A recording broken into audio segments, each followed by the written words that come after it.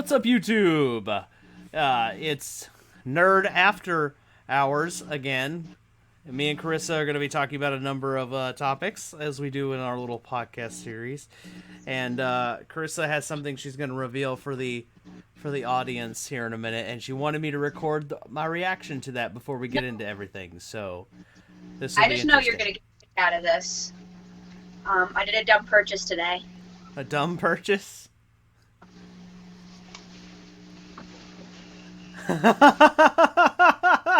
I love it. I've been getting called Snow White lately, and it was in my size and everything, so who can pass up a Walmart Halloween dress, am I right? There you go. I The love fruffies it. and everything. I love it. And it's got like the perfect like lacy sleeves. So, Oh I my thought you'd get a kick out of it. I you know? do get a kick out of it, especially because I know that like Sleeping Beauty is is part of your aesthetic and all that stuff. So Well, I identify pretty closely with Snow White at this point in my life. Having a lot of animals, sleeping all the time, I didn't want to say eating anything, stuff but I with was. strangers. What? I was gonna say the sleeping all the time. I didn't want to say anything, but It comes with a hair bow too, but it's not as nice, and it's probably uncomfortable. So I just wanted to throw on the dress. I dig it. I dig it. You were telling me that I looked like Kristen Stewart's Snow White when I dyed my hair, and that's Yeah. kind of what made me think of it. And I always really loved the Snow White dress, and I just never saw like anything I really liked. But this one was just like, despite the fact that it was like a $20 Halloween dress, I thought it was really, really nice. And it's comfy. It's really comfortable. I could fall asleep in this. And it's fluffy. It's got the layers and everything. You can fall asleep in it, you say. Fantastic. It's fantastic. All I gotta 10-year-old me would be screaming if she saw this. All I gotta say is if anybody offers you an apple, don't take it. Unless, Unless. you know what? Maybe the apple will give me eternal life. Maybe it'll give me eternal doom. Maybe Maybe it's people just are an too hard apple. on me. Sorry, I didn't put the headphones on yet, but it wouldn't have worked well for that. I don't know if you've been able to hear me okay. Yeah, I was Here. able to hear you all right. Okay. But the There we go. Oh, Sounds yeah. probably better now. Oh yeah, 1,000. Okay, there you go. All right. Sorry. But that's over. Oh goodness. I dig it. I dig it. I love the Snow White costume. I'm loving Thank it. you. Simple, easy, cute, When you have some time, so much yellow. send me a selfie with you in that, and I'll throw that in the thumbnail. You want this? I was gonna put on my. I actually put on makeup today. I was gonna do the business outfit, but if you like this one better, I'll definitely. This is a look, I'll definitely. or just at least for today's. Yeah. Yeah. Let me put it in the thumbnail Okay. for this video. I would love to put that in there. I just think it's cute. You look. It makes me very happy. I'm all giddy happy too seeing you in it. So Here. it was a win-win. I did some unnecessary purchases at Walmart. I went to the store with Victoria and Carolyn, and since she's been buying me lunch all this summer while I've had money problems, I went to buy my first round of lunch. So I got this printed out, Oh. and then I got this one printed out. Oh my goodness! You got a picture of It's me, Cece. Cece. Look at him. He's giving you the death glare. I love Singe. I can't believe I managed to get that picture too. I'm gonna do more later, but it closed at a certain time, so That's it was so adorable. cheap. It was like less than 30 cents to print these out. Oh, that's awesome. Yeah, so Speaking of CC, yeah, he had to come say hello. Cece, it's my boy. Yeah, I miss him. He's a good boy. He's a rotten kitty though. He's rotten. He's a good boy. Don't ever say that. He's spoiled and he's rotten and he knows it. Because he's the only animal that's allowed in here. He's like, yeah. All the other animals, I'm like, I'll take the Nerf gun from here and I point it at him. And you rotten bastard, get off of that. Hold on a second. He likes to sit on my Yu-Gi-Oh card binder. I don't know why he does that. Are you trying to tell me that you are more important than my Yu-Gi-Oh collection? Is that what you're trying to tell me? Well, he's not wrong. He's not wrong, but it's still like, bro, come on, man. Some of those are expensive. Honestly, I think that's a real girl boss move, and I think CC is right to assert dominance. Oh my goodness. Alrighty, so I imagine the title has pulled in quite a number of people, and I think we should go ahead and hop into it. It's a pretty interesting story. So the title of this video is a quote that from Carissa. It says, "I don't watch cartoons, only porn." So I decided to title the whole video that, and I figure we should start with that story. So tell us the story. I can't remember if the exact quote was "I don't watch cartoons, I only watch porn," or if "I don't watch Disney movies, I only watch porn." Not sure how much of a difference it makes, but in high school, I didn't really have the traditional group of mean girls that will bully you. Mm-hmm. I grew up in a very small Republican town, and instead of that, I had a group of teenage boys who were farmers or farmer wannabes because they were lazy, who would bully me. One of the things they would do was, like, they would knock off the manure of their boots and throw it at my head. Like, they were just really ratchet. But yeah, anyways, I had one other friend who was a little bit nerdier like me. Maybe not as intense, but, you know, we still got along all right. And we were just talking about different Disney movies and cartoons we liked. And he very, very loudly announces to the rest of the class, "I don't watch cartoons. I only watch porn. Cartoons are for babies." Oh. I said, "You don't watch..." So he's like, "You don't watch anything else?" "No, only porn." Don't tell him about hentai. Yeah, that's kind of always the thing that baffled me. Both. No, he's very clear. It's like,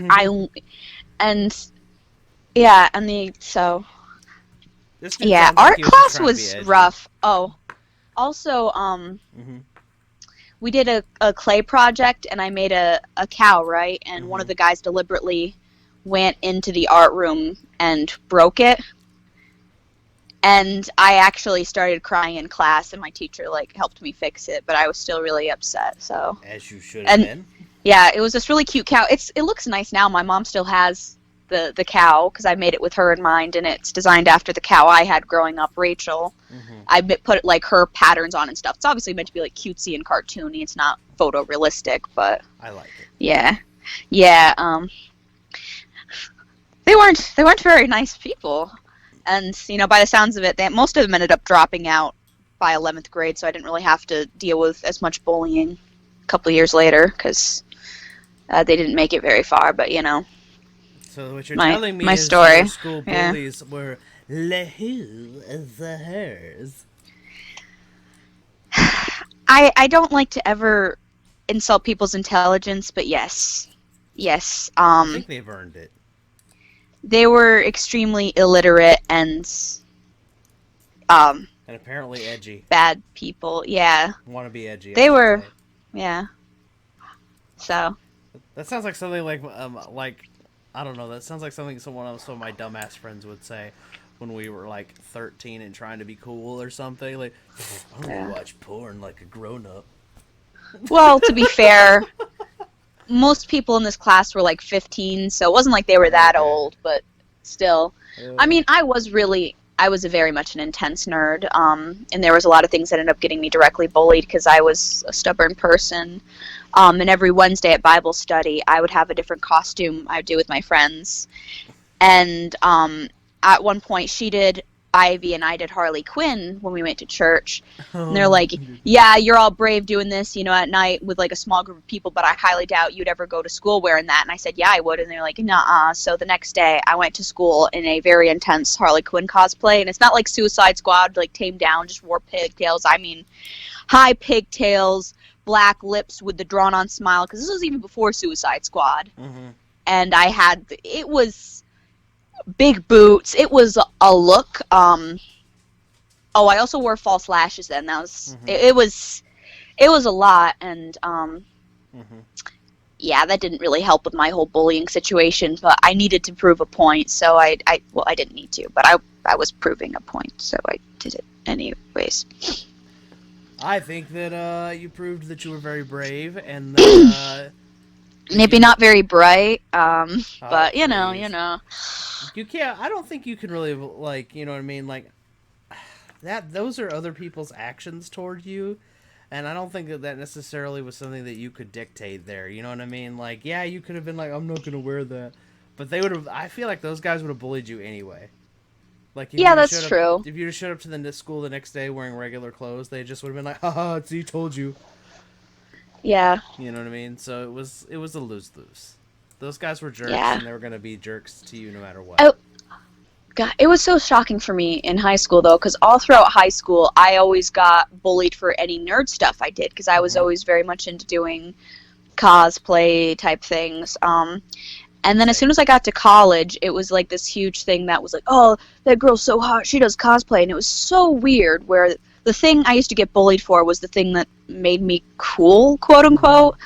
And it's really weird how times have changed and it's become more accepted I think for Mm-hmm. like the generation under me, but still it's really weird when it's I acceptable and when it's not. I was gonna say I've actually had a very similar experience. So since you told a bullying story, we're gonna go off script a little bit, and I'm gonna tell some bullying stories, which I have told you before, actually. Oh yeah. Since you mentioned you got bullied for cosplay and being a nerd, well, guess what?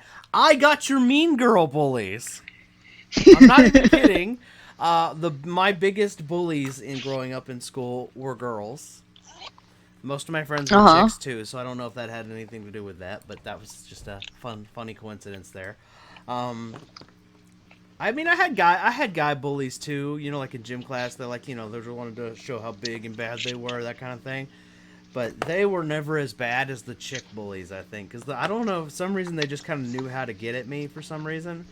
And this one in Yeah. particular story, you've heard this one. I got like gate kept for dressing up as a superhero known as the Crow. And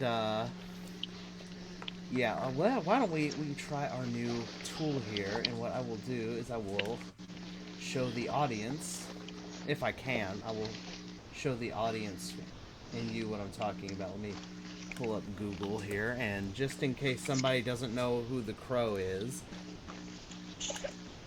and for context, I had hair down to my past my shoulders in high school. Let me pull it up. The Crow. There we go. Yep. Alrighty. Let's use our new tool, and we're gonna bring this over. Alright, I think the audience can already see, but I haven't. But I'm gonna go ahead and use our new tool here so you can see. Screen one. Share. Alright. So now Carissa can see what I am sharing with you guys. So here we go. This is the Crow. Carissa's never seen this movie. It's some boy shit for the most part, as she would put it. I'm gonna annoy you with that line forever now. But It's an accurate term. I agree. But yeah, this is what I dressed up as for Halloween when I was in high school, and I got gate kept. So that was a thing that happened to me. Gatekeep girl boss. Yeah, I had a female classmate. Apparently, this was her favorite character, and she didn't like that I dressed up as him for Halloween one year. And she was like, "You can't be the Crow. You need to go wash all of that off." She literally tried to be like gatekeepy and tried to tell me to go like wash the makeup off, and I literally was like, "No," and she's all like, "Ugh, you're just ruining it." Like she was a teetotal bitch. Oh yeah. So yeah, there you go. So you see I got bullied for doing nerd stuff too. I also got it from like her all the time. Like anything, I enjoyed anime, I enjoyed manga, I enjoyed even regular books and stuff like that. And she would give me shit no matter what I was reading. Yeah. Can't really win with people like that. Yeah, she called my art stupid. Well, ain't that funny now? Who's laughing now? Which is funny because now she sells it's really funny. I found out recently that now one of the things she does for money is she paints landscapes and tries to sell them on Facebook. Huh. And I'm like, And she never showed any interest in art at all during our high school years. Sounds like she was just kind of bitter in I- general and took it out on you, but I could be wrong. I don't know. Fun fact: this particular lady did end up with one of my my cousins by marriage. Oh, that's fun. Yeah, and Small town life. Yeah, and he kind of went deadbeat dad mode on her. So I think karma kind of bit her in the ass a little bit there. Oh. I'm not related to this guy, by the way. I'm just like and the family member that connected our two families passed away years ago, so we're not related anymore anyway. But that was just something that happened. So, The more you know. Yeah, and you're right about that small town life. That's for damn sure. There. Yeah, I definitely feel you there. So one of the other things I wanted to talk about, since I have a little list, I think it's kind of funny though that your story is like trying to be edgy. Your story is way funnier though. He's like trying to be edgy, like I only watch porn.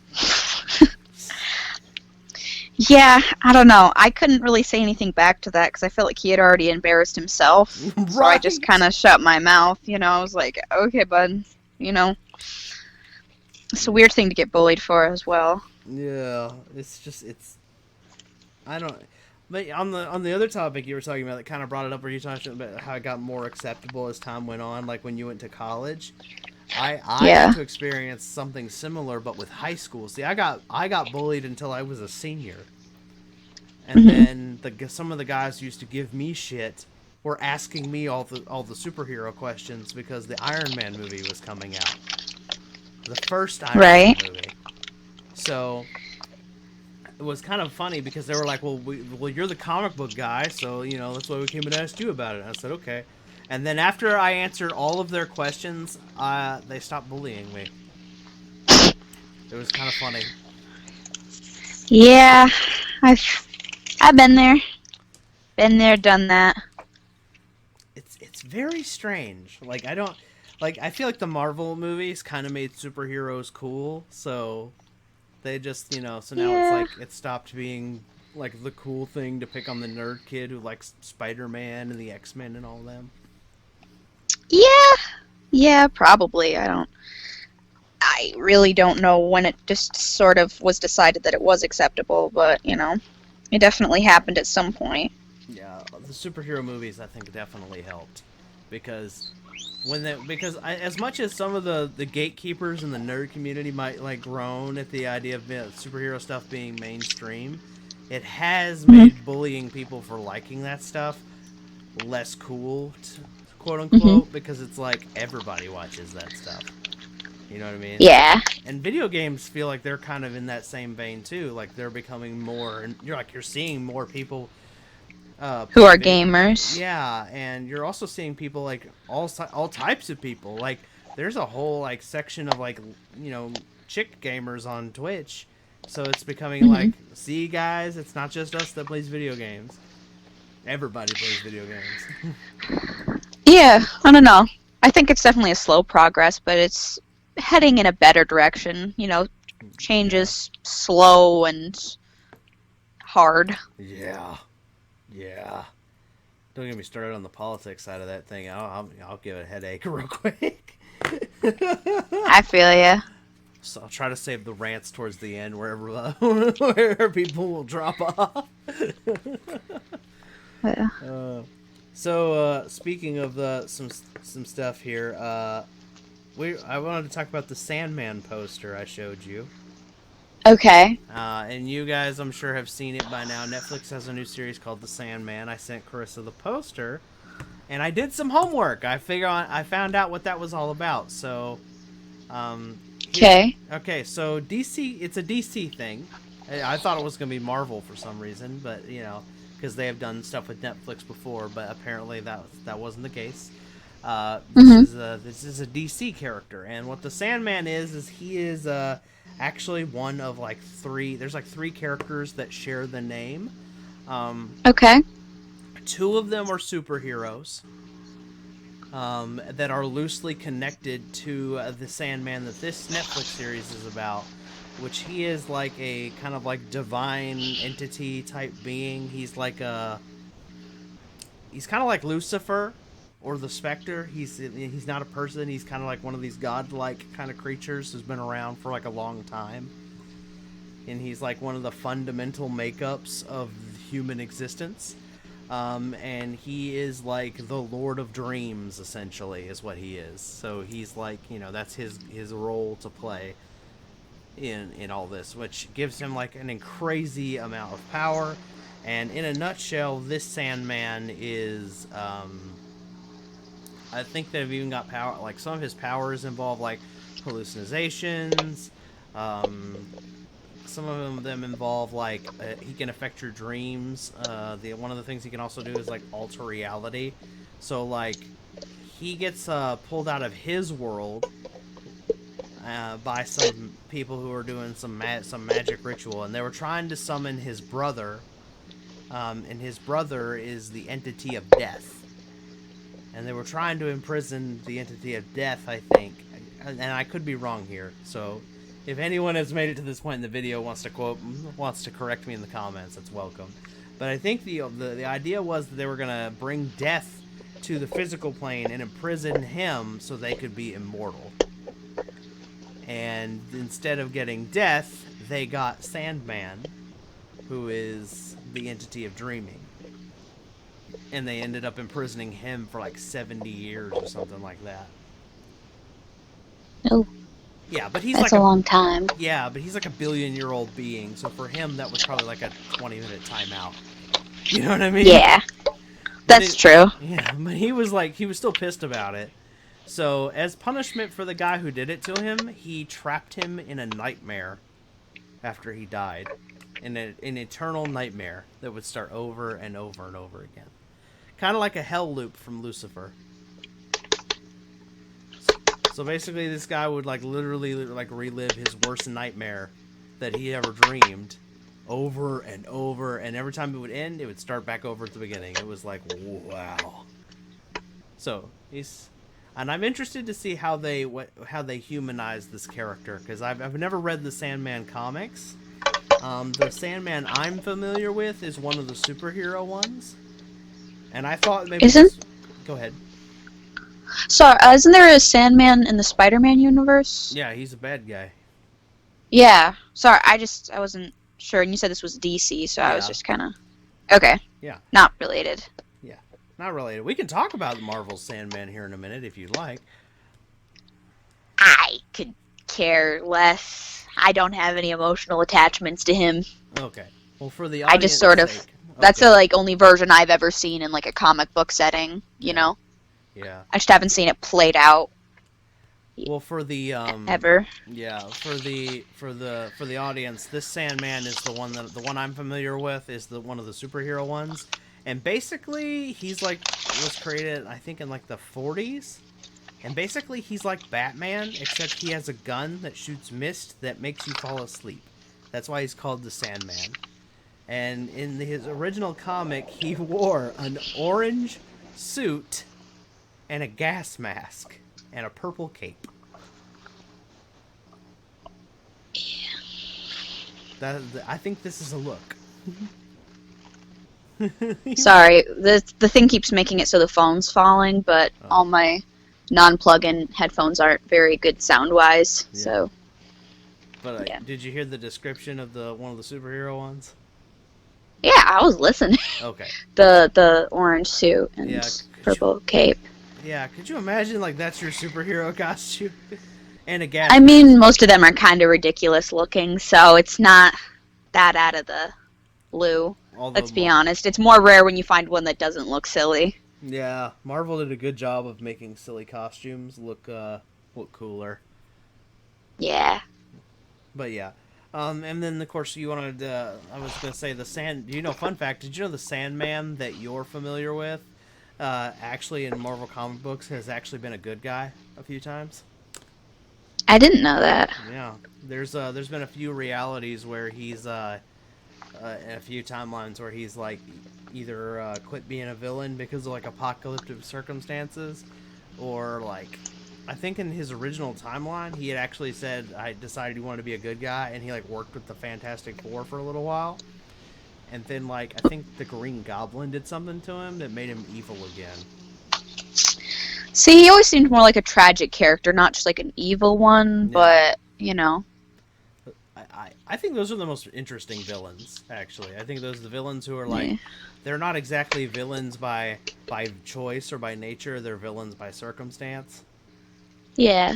I think, I don't know. It's kind of like that Damien quote, you know what I mean? If you're going to be bad with purpose, otherwise you're not worth forgiving.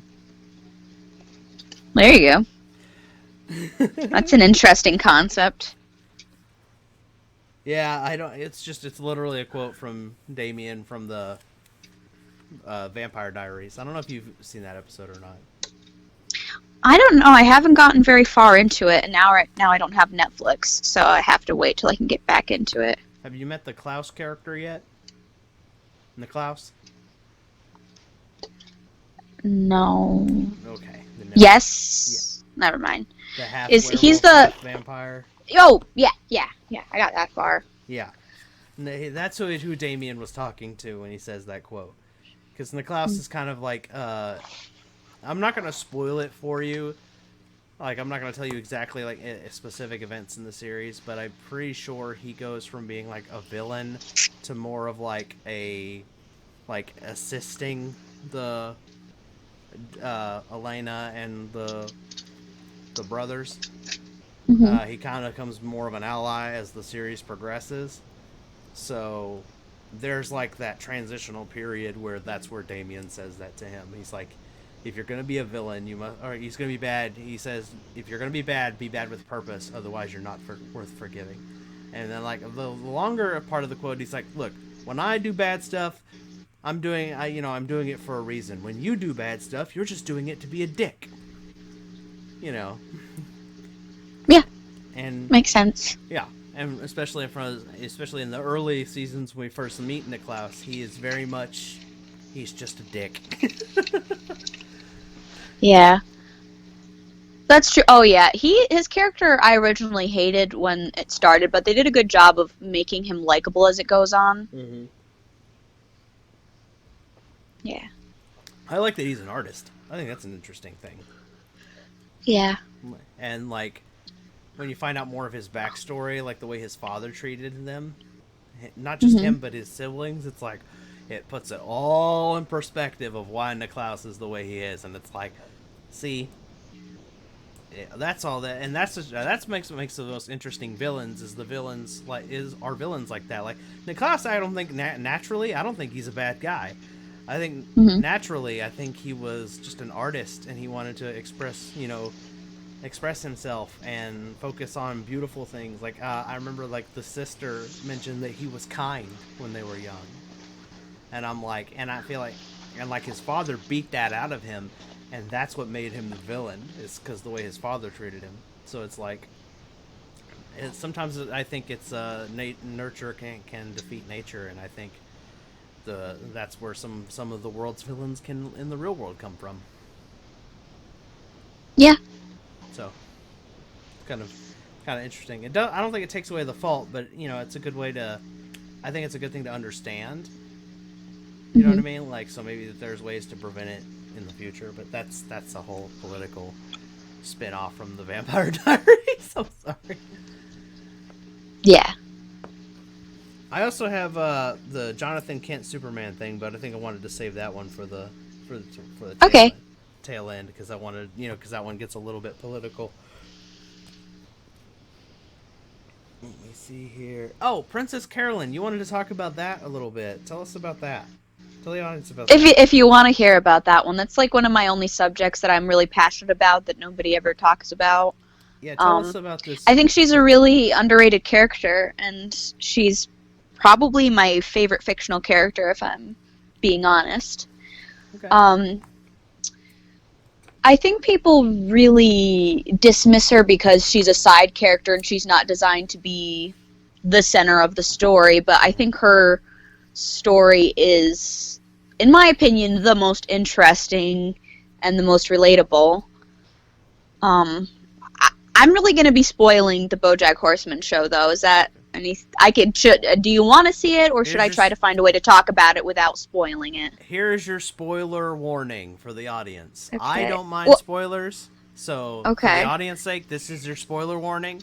If Okay, 'cause I hate spoilers. That's why I wanted to just ask first, because I feel like to talk in depthly about her, I have to spoil. Yeah, I'm just gonna say I'm not bothered by it, but for the audience, I'm saying spoiler warning. That way they can click off and come back later, if they, if they're so inclined.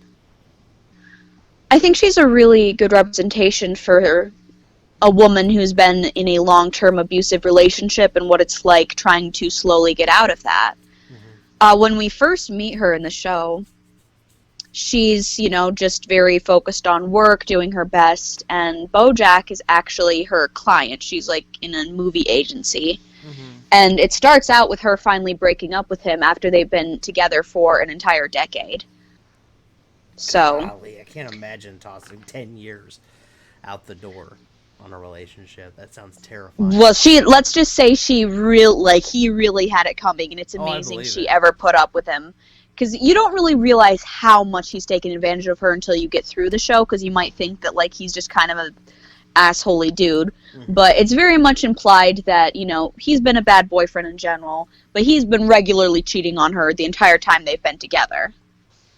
Just straight up says it, too. Just treats her like, yeah, whatever.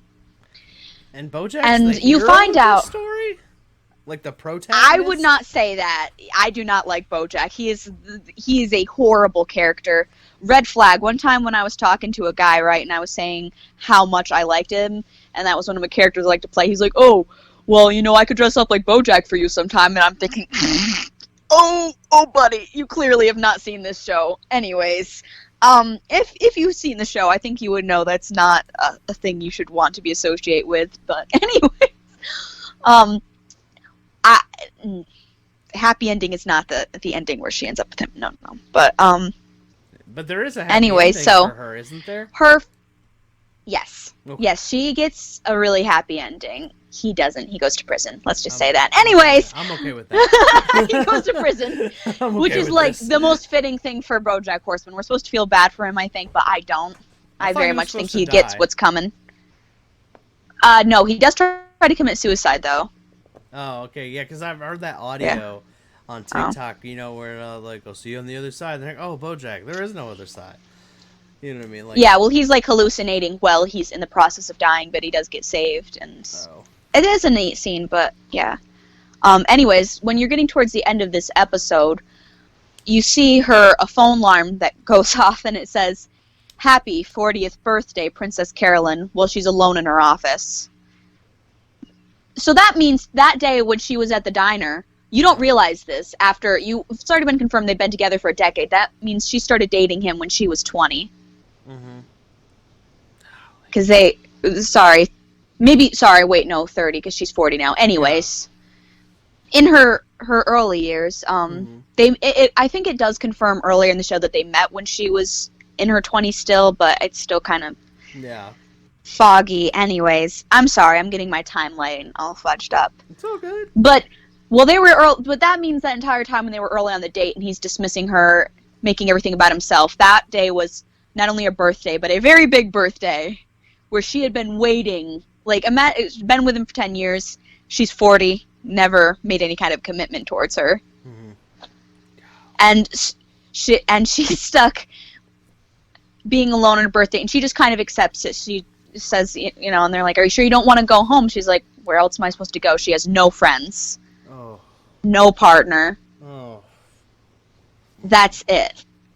And and a lot of it is the mistreatment she gets as being seen as somebody who's past her prime and no longer desirable because she's old. And it drives me crazy when I see a lot of men review the show because they talk about her that way as well, that she's old, she's mean, and I'm not at all crapping on the character Diana. I love her. But it always really bothers me when they pin these two girls, because they're very different, so I think it's really like comparing apples to oranges. The only difference is Diane's a lot younger and seen as more perky, and Princess Carolyn is practical and is a little bit rougher because she's had a much harder upbringing. She's had to work for everything she has. Another huge part of her character is the fact that she is infertile. And the few times she does get pregnant, she's always had miscarriages. And that's also played into old, undesirable, typical things seen as not great in women. And when the first time she has a miscarriage is when she's, still a teenager with her mom, and she has to run the cleaning business because her mom is an alcoholic, like BoJack. So she has a pattern of being way too doubting and loving on people who take advantage of her and aren't willing to fix their problems for her. So she's stuck basically doing her mom's work while trying to get into college because they're poor, and if she doesn't pick up the work her mom's supposed to be doing, she's out of a building. Like, she has nothing. Oh my god. And while working for one of these rich people, the guy there is interested with her. Next thing you know, she's pregnant. Mm-hmm. And at first she's really panicked by this, like, oh, I really wanted to go to college and stuff. And her mom's like, are you kidding? This is our ticket out of here. Like, you better, go through this baby. And she was excited because she did like this guy and everything. But, of course, as you know, she has a miscarriage. Mm-hmm. And instead of her mom being understanding and loving towards her, the family's happy because, like, oh, good, now we're not going to have to be stuck with this poor ratty girl on our family name. But her mom blames her for the miscarriage and getting them not in a higher position. Oh, man, that is some real world shit, isn't it? Like, golly, yeah. That's all and then something I've heard, like, real people have experiences. Yeah. Like, golly. And then she does get accepted because she's a smart, hardworking woman into a school in LA because she wants to get into the movie business. Mm-hmm. And her mom is begging her not to go and making her feel guilty when she chooses that. And we see that to be the beginning of when she starts to prioritize business over family, even though she wants family because family often has mistreated her. Mm-hmm.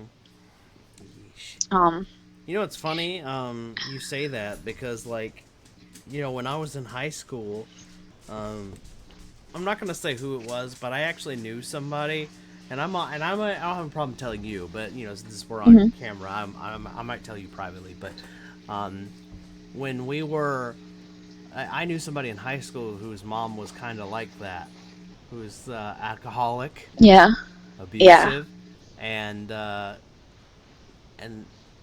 let's just say that I had positive but also negative experiences with this friend, and their mother played a very big role in our lives. So it was Carolyn's story kind of hits a little bit home for me indirectly, because it's like I remember mm-hmm. this person from back in my younger years, and it's like, oh my goodness, I'm literally hearing it's like somebody literally just took a piece of my my friend's life and put it on a TV screen. It was like, wow.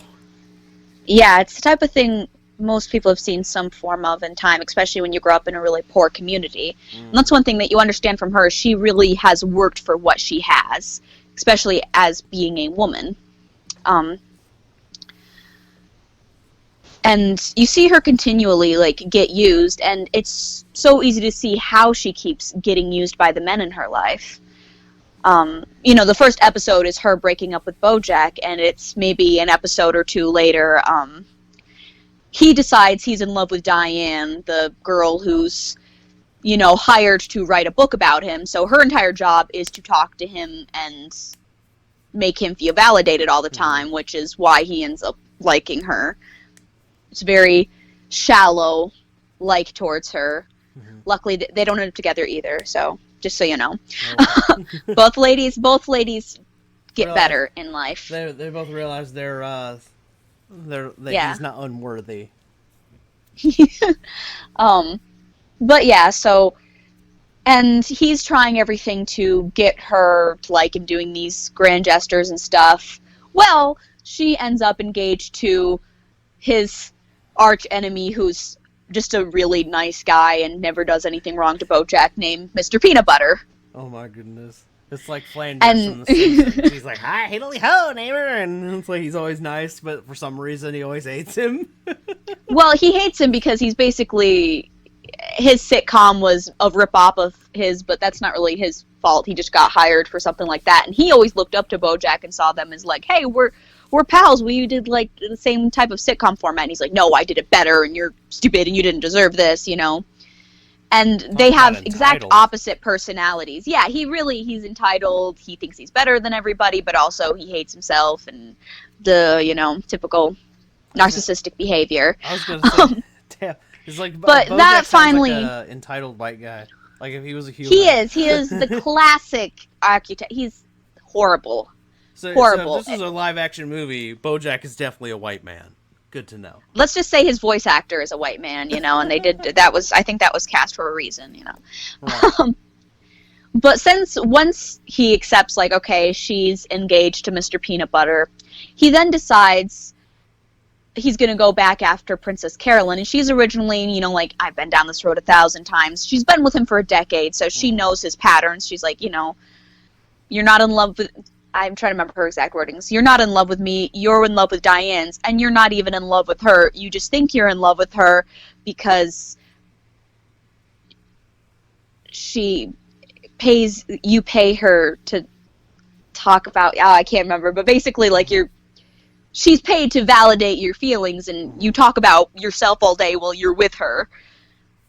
And he consists like, no, you know, Diane turning me down was the best thing that ever happened to me, you know, I'm all for you and stuff like that. And then she finally, you know, starts to give in a little bit, you know. He's like, maybe I do work too much, you know, maybe am being too closed off to this. So she finally does, towards the end of the episode, accept to go on a date with him. And she's waiting on the restaurant for a very long period of time, pushing his advances down, and literally calls her to say he's not showing up, and she was right.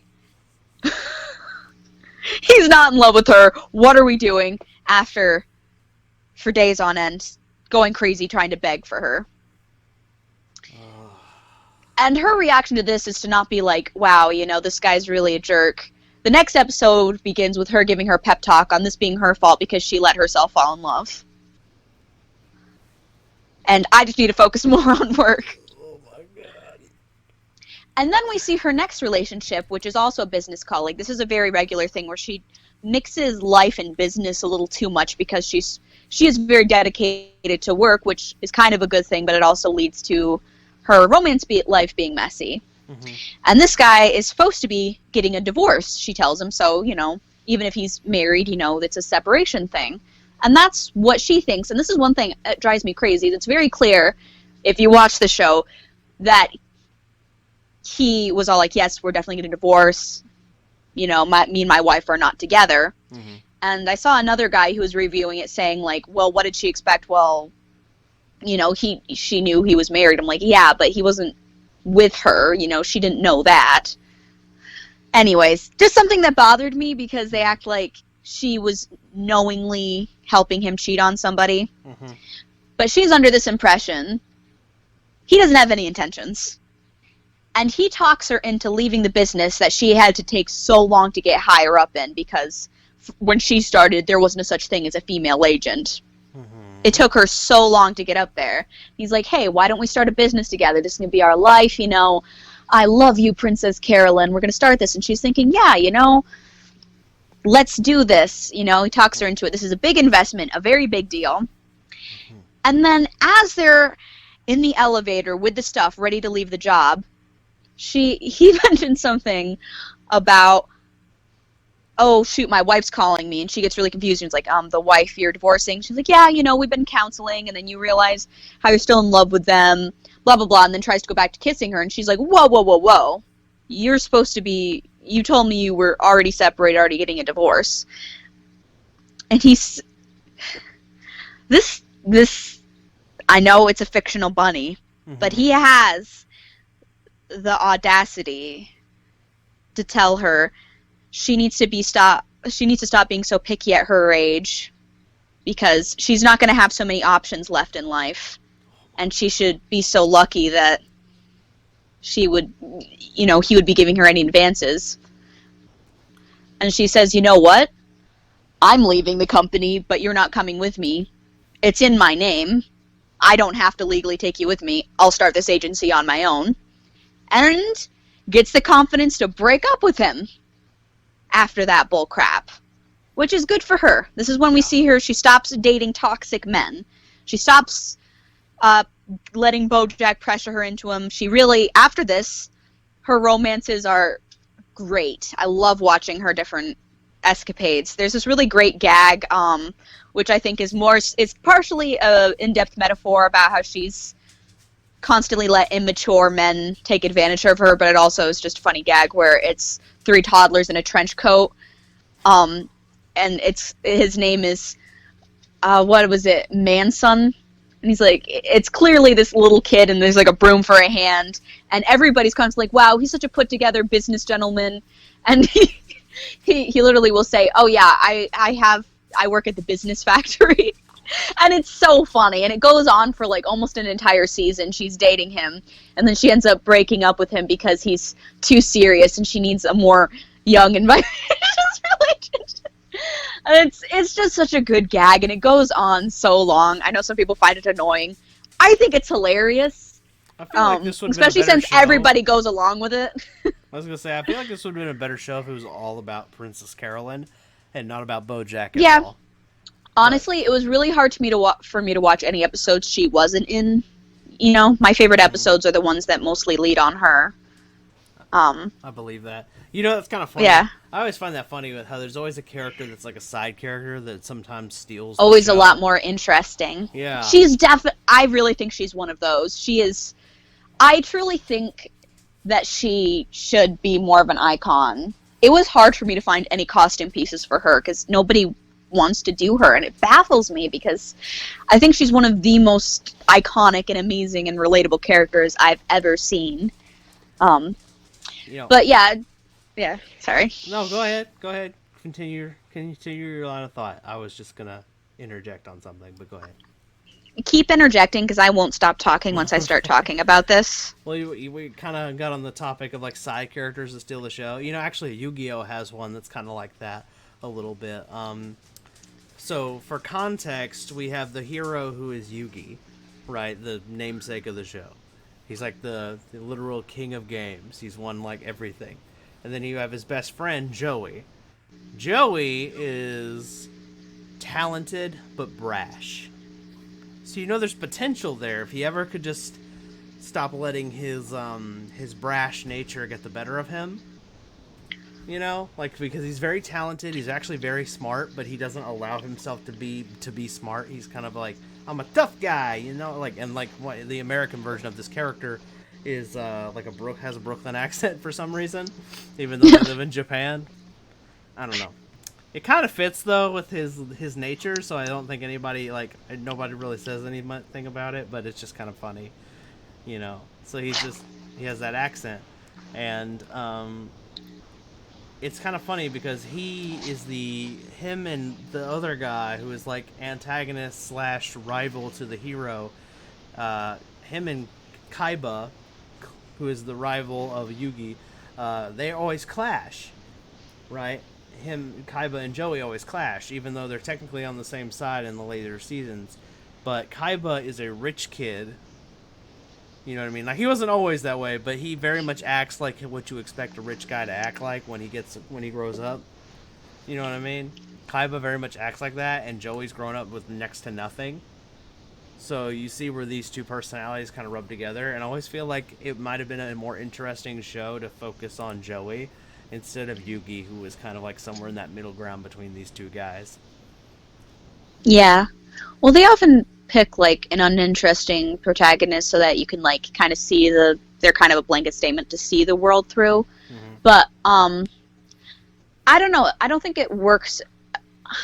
In some ways, I think BoJack Horseman's a really interesting thought experience because instead of having like a character that you're rooting for as the main character, it's somebody who's awful, and it's this really weird dichotomy of like, part of you wants to see this character get better because you're stuck hanging out with him all day. So it's like, if I have to hang out with this character all day, I really want them to do better. Yeah. But then the other part of you that's like, happy when you see bad things happen to him because he really deserves it, you know? So you're constantly, it's like, I want him to get better, but then he keeps doing the same thing over and over again, and he keeps getting so close, and then he tears himself back down. It's like watching a train wreck, to be honest. That's what the show is like. But, Yeah, I would definitely say, I think, the show would be better, but, like, then again, a lot of people love BoJack Horseman and don't like the character Princess Carolyn, so I'm very outvoted in saying I would much rather watch a show that's just about her. But, you know, that's just me. That's just me. Yeah. I think her story is much more interesting, and she's a much easier character to root for, and you know, obviously it's more fun watching a show where you can root for the character and you won't want to see their life get better, whereas with BoJack Horseman, you want to see him get better, but he does, and then he doesn't. It's frustrating because he really does start to become a lot better towards the end, but he still has to. But I thought it was still good that they have it, so he has to face his consequences. Yeah. What did he do? He does. He does get better. Yeah. Well, I was gonna say, what did he do to deserve going to prison? Did he murder someone or something? Oh my God! There's so much to it. A lot of it involves spoilers. There is a long list. Okay, so he's like, is he like a big criminal or something? Not a big criminal, but just kind of. It's more so worse because it's like each of the things he does is crappy, but like on its own might be forgivable. But then when you add it all up, it's just such a disgusting pattern. And you see some humane, and you see him like there's parts of him. And one of the things that are really upsetting, so we really start to see him get better when he meets his daughter/sister character, and he starts to become better with her influence and feeling like he has to be a good influence. And when you see her finally cut him off, that's when he loses it because of the things he does. Well, it's never said that that's what she does, but we notice, like, she writes him, you know, she starts ignoring him, and then she writes him a letter, and you just see him start break down crying and drop the letter. So basically, she's a really cute character. So it's implied that she was done with his it doesn't straight up say it, because that's another thing I like about the show, is it's much more subtle with certain things. Like, you kind of have to pay attention to get certain little things, where it's like, it doesn't say that's what happens, but it's kind of obvious that's what happens. Yeah, let's just say there's underage girls involved, there's stalking involved, and there's one girl who was a like literal toddler when she started on the show, that because it was basically a rip off of like modern, you know, it was a sitcom thing. That's the whole setup, is that he's back in the 90s. I was in a famous TV show. The little girl who played one of his adoptive daughters, because that's the whole premise of the show he was on, is the horse ends up adopting these 3 kids, and it's the wild shenanigans they get in. So he's a full-grown adult when he meets her. She's a little child, and it's his fault she gets into alcoholism.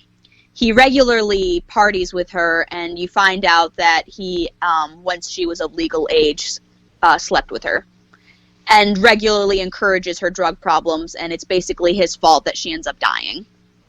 And, yeah, and... Okay. So that's what gets him in hot water. Yeah, and, they were doing, I think, it doesn't matter which drug, but I think it was heroin, and, you know, he's pretty sure she's dead, she's not sure, but he didn't want to, like, get in trouble for being with her when she had possession, so instead of making sure to call 911 right away and get help, he, gets far away from the building 15 minutes later and then calls the ambulance anonymously. And it's kind of discovered that if, like, she'd gotten help sooner, she might have been able to live. Which is really upsetting. So his selfish actions literally ended up killing an innocent young girl who mostly had a lot of mental health issues because of the shit he had done to her by basically grooming her. He was a father figure to her. Oh my goodness. Yeah. So that's basically the big nail in the coffin, but he does a lot of other little bad things. Yeah. But like that big thing plus all these that's little that's what things. ends up and then when he's in a suicidal manic episode, he drunkenly goes back to the house that isn't his anymore, but he's drunk, he's not thinking straight, because he loses his house because of how much time he spent in rehab. Because we do see it start to get better after he goes to rehab, because that's his snap after his co-worker/friend died. But he drunkenly breaks into the house and is like trying to commit suicide and is like drowning in that pool. So more so what he actually goes to prison for is breaking into a house and trashing it and breaking all the windows. That which was his old house, which a family was now living in. That's what he goes to prison for. But basically he is not popular in the public eye after all of this was exposed about him. Yeah. So that is probably more so, even if this is legally what he went into prison for, this is what swayed the jury on that side, definitely. So he gets what's coming to him, and it is frustrating because we do see his character start to get better, but he's also a really bad person. Yeah. He's a bad person. Yeah. Did they ever say in the episode like how long he was going to prison for? Oof. Or did they never say? I think like 10 years or something. So he'll be. I don't know if it says. It's a good amount of time. Yeah. So it's not implied that he's going to be there forever, but. Yeah. So he's going to be at least in his 50s by the time he gets out. Supposedly. I think he's older than that because it's implied that he was a good deal older than Princess Carolyn, but I'm not sure. So basically, this is a guy who probably is in his mid-40s, almost 50s, who did all this. Maybe not.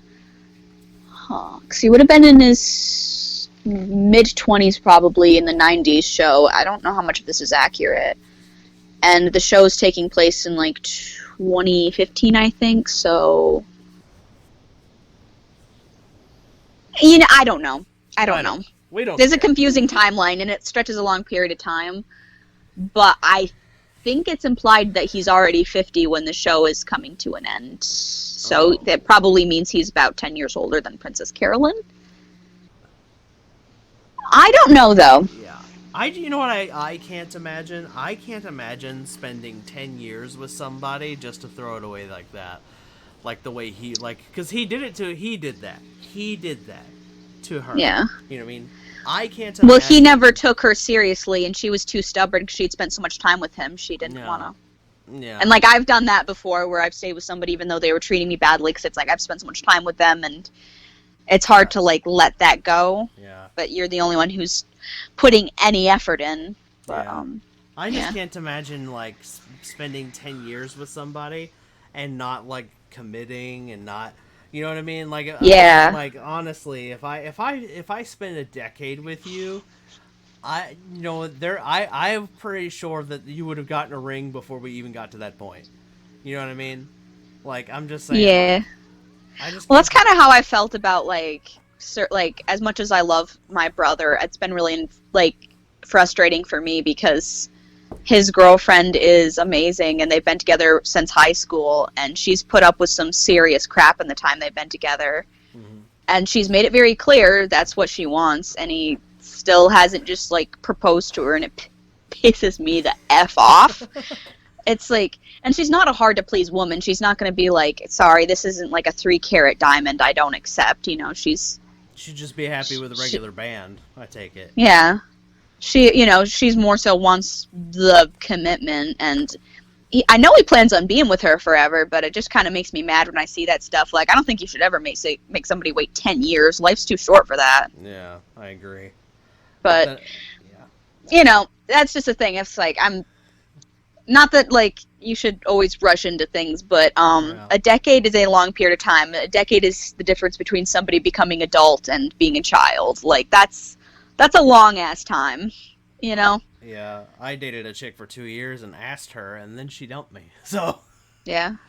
Yeah, but we dated for 2 years, and then, I think that's a big difference between her and her, like, her next, like, serious relationships, too, though. Mm-hmm. It makes a really interesting contrast. You mentioned because there's one guy. Yeah, I was gonna Sorry, say, what? I was gonna say, you mentioned Princess Carolyn actually does win in the end. Like she meets a really good guy.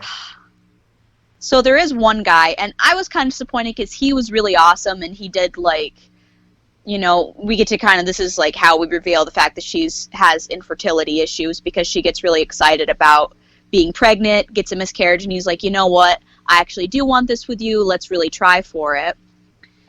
And even before, sorry, I skipped this, but when she's going on dates with other dudes, because she's like starting to, try to get back out there, there's one character that is kind of just named funny, but they actually use him for a good purpose in this one-liner. His name, he's a dino rhino who's a dino rhino gyno. And he tries saying, like, it's really nice to meet a woman your age who isn't still, like, delusional about the idea of wanting family and kids. And she gives him this look, who said I didn't want that? And she's like, oh, come on, at your age? So, obviously she doesn't go on another date. But we see her continue to get this kind of treatment of, you're ridiculous, you're past your prime, like, for wanting these things. And so it's really hard for her because she's always had these issues and she still just really wants this. And, she ends up breaking up with this other guy, and there's another really great character, Todd, and he's a great, like, inspiration for, like, asexuals, and it's really awesome to see, like, a well-developed character who is later to be revealed asexual, and he's just this sweetie pie, and he ends up basically becoming Carolyn's sidekick after a while because he also gets a following out with Bojack, and we see how, like, both of these people who were people Bojack mistreated start to become buddies with each other and work with each other, and by the end of the show, he ends up becoming her personal nanny, and it's so great. It's so great, and it just makes me so happy, like, the character development, because he's also gets really abused and mistreated throughout the show, but she was all upset, like, no guy is ever gonna want me, I can never have kids, and he's like, nuh-uh, you can do whatever you want, who says you have to wait to be in a relationship to have a kid? And she's like, you know what, you're right. So after, like, the next serious relationship she has, she finally gives in and starts trying to adopt, and that's how she gets her adorable porcupine daughter, oh my god, what was her name? Rosie? I should look this up, but I actually am trying to, like, find, like, a porcupine, I don't know, style baby doll or toy I can, like, put in, like, one of the outfits she has her in to use for my cosplay. I haven't had any success, but it's super cute, and you really get to see her do this balance of being a single mom, and, like, the process she goes through to get this kid is so awful. Like, she goes through so much to get this kid because nobody wants to give it to an older single woman, I just kind of yeah. And her constantly. That real world element is very present in BoJack Horseman. I can definitely tell that much. And when she finally stops prioritizing thinking she needs a relationship, that's when she truly does end up with the perfect man. And his name's Judah, and he's, like, one of the first characters we're introduced to, but it's just not ever revealed that he's interested in her because his entire personality's being robot. Handsomest dude alive. He's got the man bun and the beard, but he's also always wearing a suit, and he's professional all the time, and it's so great because we see him, like, he always is very professional and talks like a robot, so you never get any idea what his emotions are, but you see how much he goes out of his way to do everything for her, and I think it's implied he's a younger man, like 30, because he doesn't have any gray hair at all, and we can see he has a lot of hair, so just gonna say, we're all for that. Like, make the relationships equal, right? Yeah. But yeah, he's been with her, I think, since, like, season 2 or something, right? Mm-hmm. And we see how much he goes out of his way to, like, be good towards her, and it's not just because she's, like, the boss at the time, but because he genuinely cares, and he doesn't see her as undesirable, used up, and he ends up seeing her as more awesome after she ends up running her own company and being a single mom. And it's really cute because you see him start to open up on his, more so fun side by inviting her to an out of work event where he's the lead singer of this band and a guitarist. And she finally decides she's going to give up work to go spend time with him. And then she gets there to find out that he gave up his band thing to go be at work with her. So then she's confused because she gets there to see him. He's already left, so then she goes back there. And he's like, I didn't care about this. I was doing this for you. And then you see him for the first time let down his hair and sing like a love ballad he made just for her. And it's so amazing. And it kind of sucks because I would have loved to see more of that relationship, but it's not prioritized. She's a side character, so then it skips back to Bojack and what he's doing in prison and everything. Oh. And only you get to cut back after they're getting married. So it is implied he's endgame. Awesome. I love Judah. Judah is the perfect man. Perfect man. Awesome. She deserves it. It's perfect. But yeah. So. I was gonna say that reminds me of a TikTok couple I came across because you were talking about like him being younger than her. Yeah. I came across a TikTok couple. I didn't end up following them, but I did think their video that I saw was cute. You know that audio that's like from that Will Ferrell movie? There's a cougar in the car. Yeah. I saw that video. I think I tagged you in it, actually. Yeah. Or maybe you tagged me in it. I don't know. Yeah, and she's like, I think almost 40 or 40-something, and he's like in his late 20s, early 30s, and I was all like, yeah, I dig it. Yeah, well, it just always bothers me that it's normalized for like way older guys to date younger girls. I think that's kind of messed up, but yeah, keep it even, but then like I don't know, that's another thing that drives me crazy with like the Padme and Anakin thing. I'm like, bro, there's like barely an age gap, and it wasn't like she was going after him when he was a kid. Yeah. She meets up with him back later in life when he's a full-grown adult. Like, y'all calm down. I'm team Princess Padme. Leave Padme alone.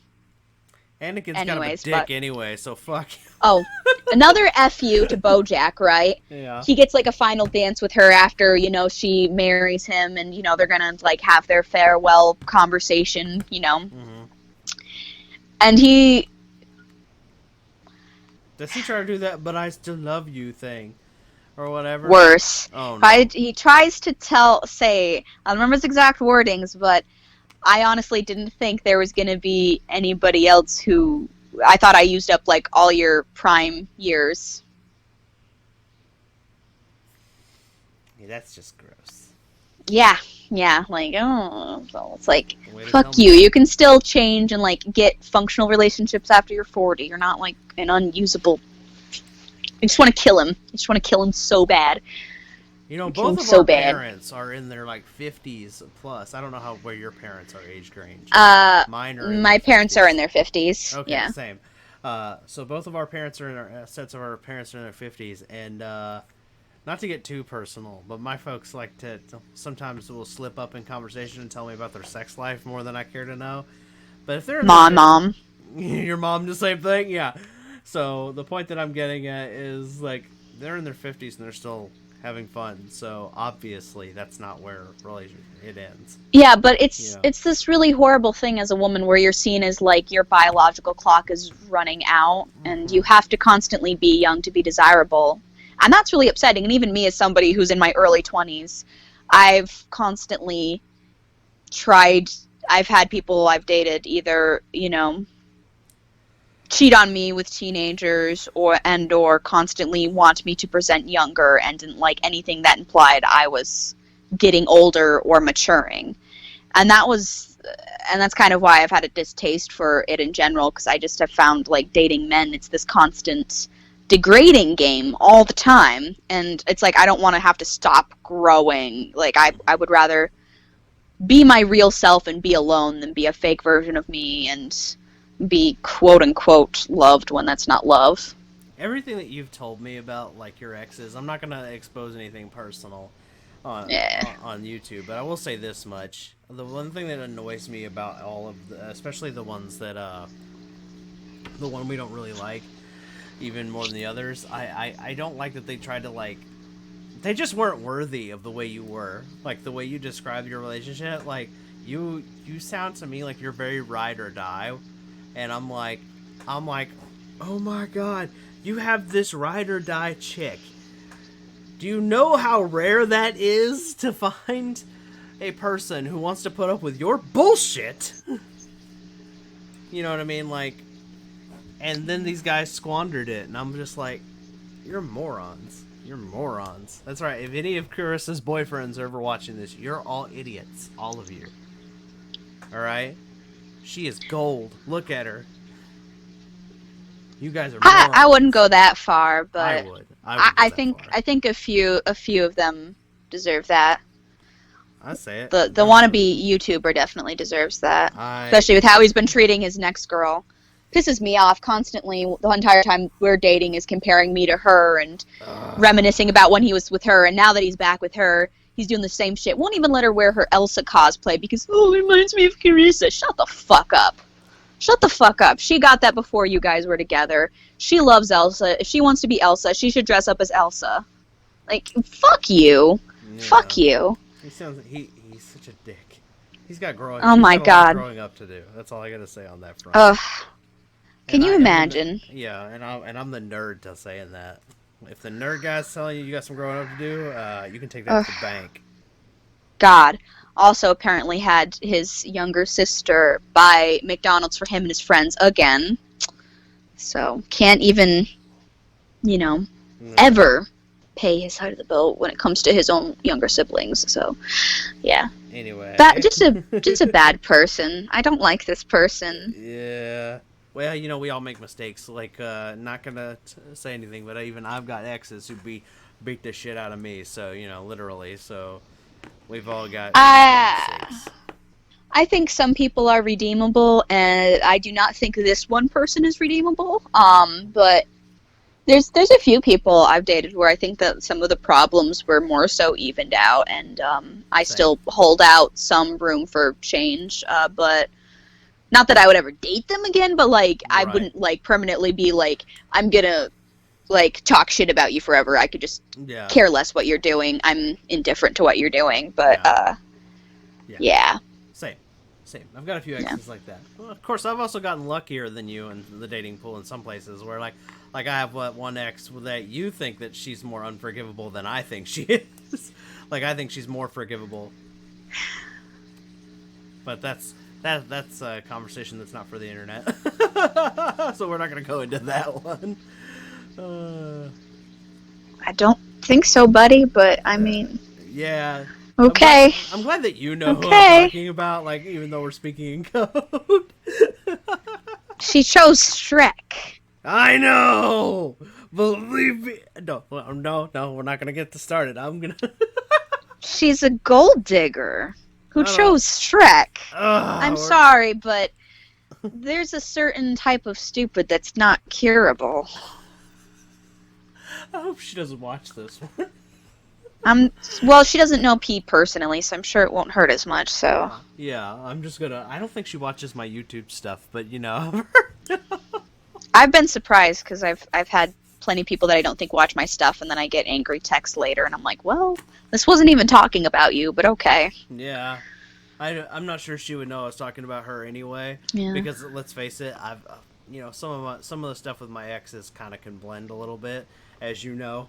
Because both of us have had 3 major relationships in our lives, and in my scenario, some of that stuff overlaps a little bit.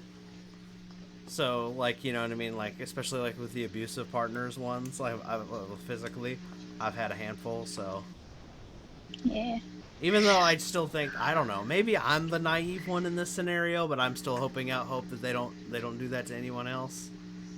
I don't know. Yeah.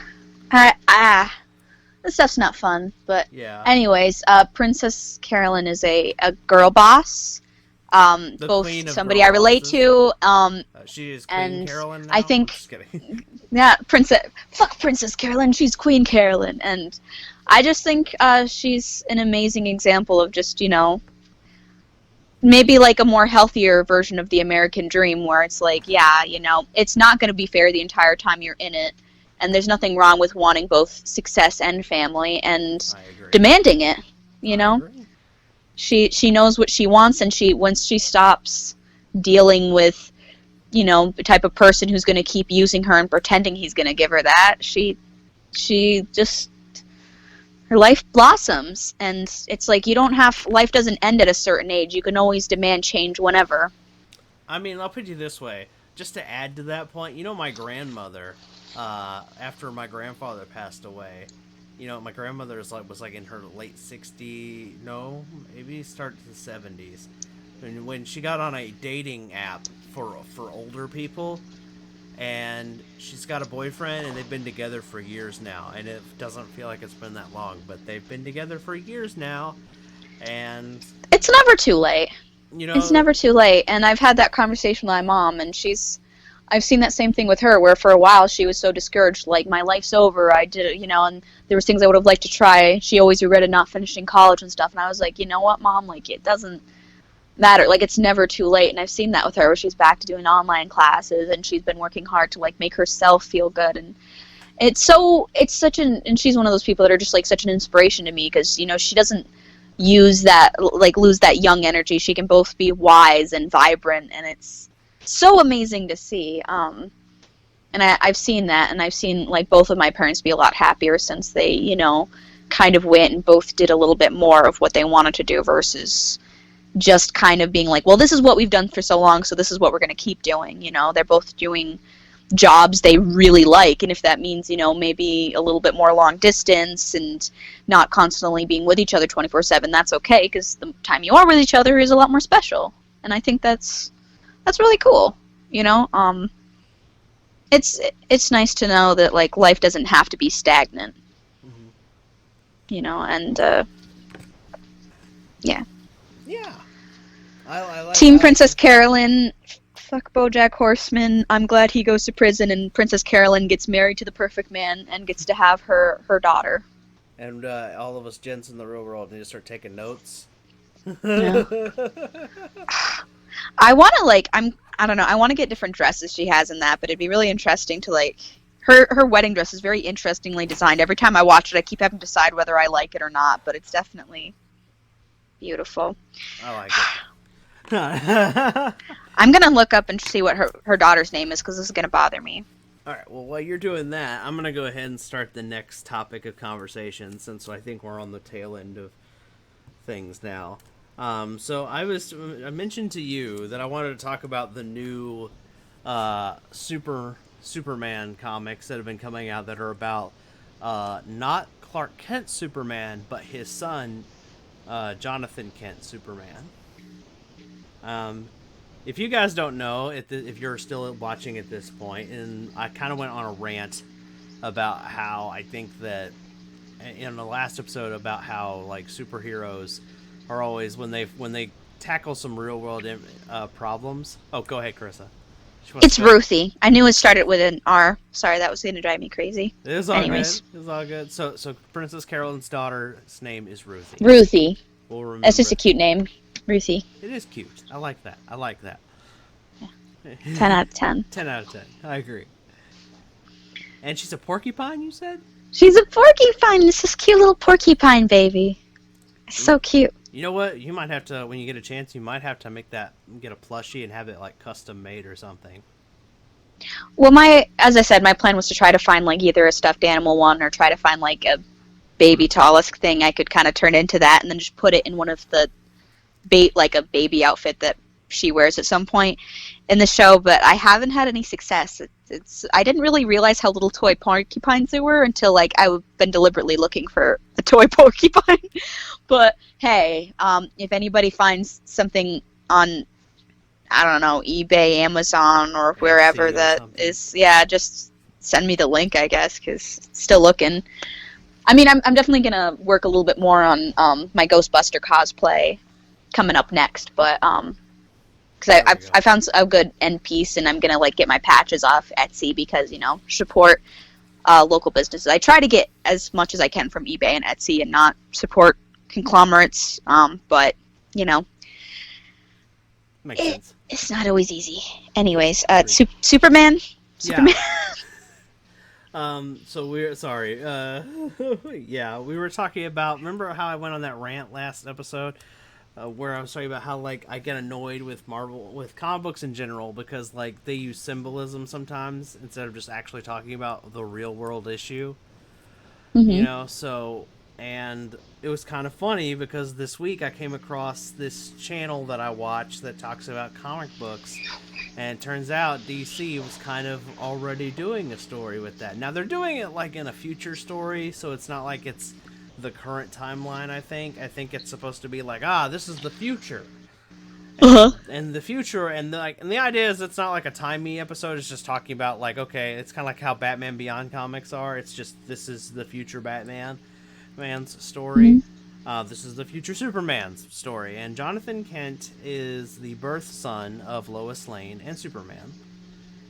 And one thing that you and I really like about this is that it also is a really good way to humanize Superman, making him a parent. Yes, I think Superman is the perfect character to choose to be a dad. I mean, perfect. I agree. I really want to see more of this. I think it's a shame that this hasn't been played with more in the main universe. I think his character has kind of been wasted because there's a lot of things that you could do with him that are interesting that just haven't been done. And yeah, it's a waste. They should be doing that. I think, and right now in the current thing, he actually is like in the main DC universe. Jonathan Kent is like.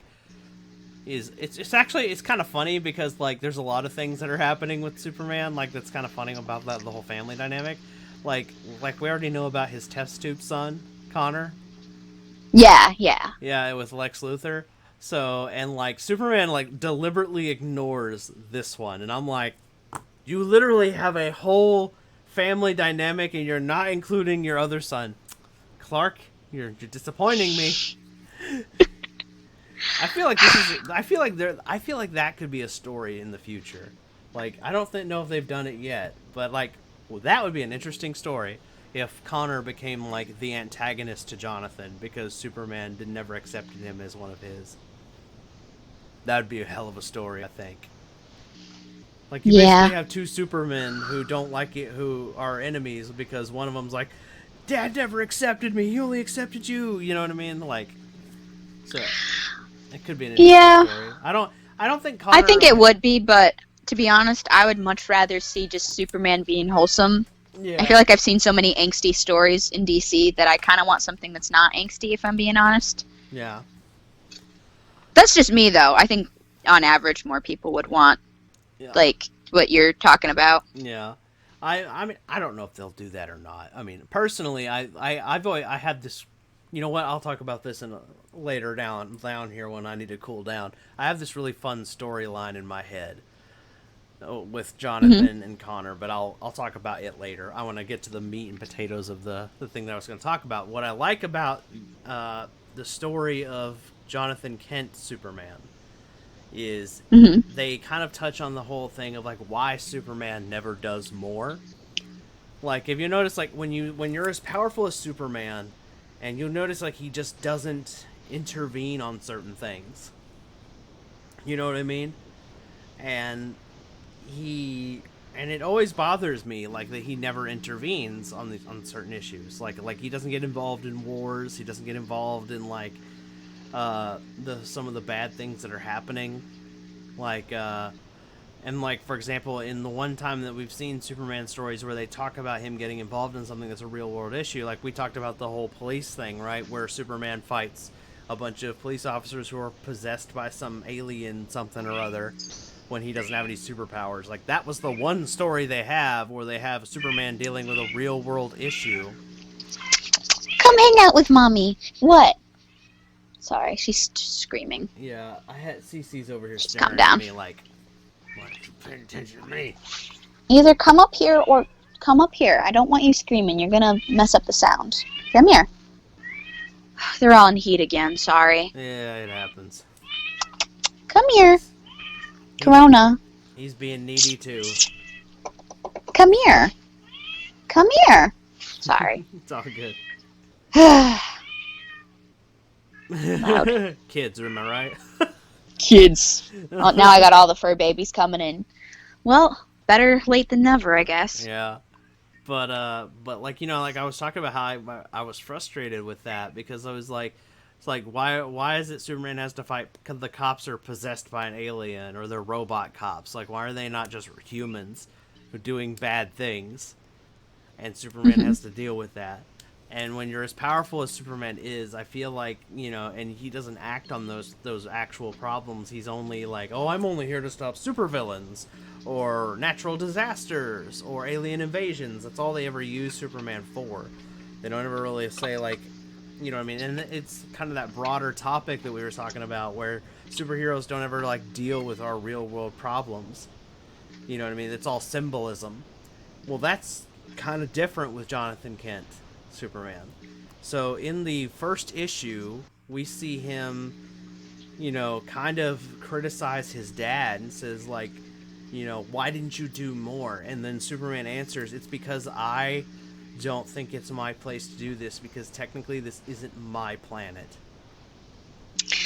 And the truth is, like, he says that, yeah, it's kind of a cop-out. I don't agree with that. I don't agree with it either, because he grew up here. You know what I mean? He grew up as a person, a human being that lived here. He just was a gifted human being as far as he knew until he was a teenager. You know? Like, Superman thought he was a human until he was a teenager in, like, most continuities. You know? Yeah, but it shouldn't matter why. It's a matter, like, you have the ability, so why not do something? Yeah, he lives, yeah, I agree with you. It's just that, like, but that's, like, that was the story's sake. Like, Clark looks at his son and he says, look, I'm not a human, so I don't feel like it's fair for me to get involved in human things, necessarily. Yeah, I agree with that. And I agree with that. That's Superman's reasoning why he doesn't deal with, like, our police issues. That's why he doesn't deal with corrupt governments and things like that. He's like, well, I'm not a human, so I don't feel, I feel like the only way I can intervene in those things is to be a symbol or to be an example. And then he looks at his son and says, Jonathan, who is, like, college age now. Hi. Like, you have to remember, Jonathan is also a younger Superman. Hi. He is like, they literally have him at, like, 18, 19, 20 years old. He's, like, literally in that area. Yeah. He's a young adult new superhero not new to superheroing. He was Superboy first, but he's new to being Superman. And they call him that, by the way, in the comic, which I think is kind of interesting because his dad is still around. You know what I mean? But they don't call Jonathan Superboy. They still call him Superman, just like they call his dad Superman. So it's very interesting. But his identity is revealed to the public, so when he goes to school, he has to wear, like, a blonde wig and sunglasses and pretend and have a phony name. But they know him as... Gosh. Yeah, but the world does know that he's Jonathan Kent Superman.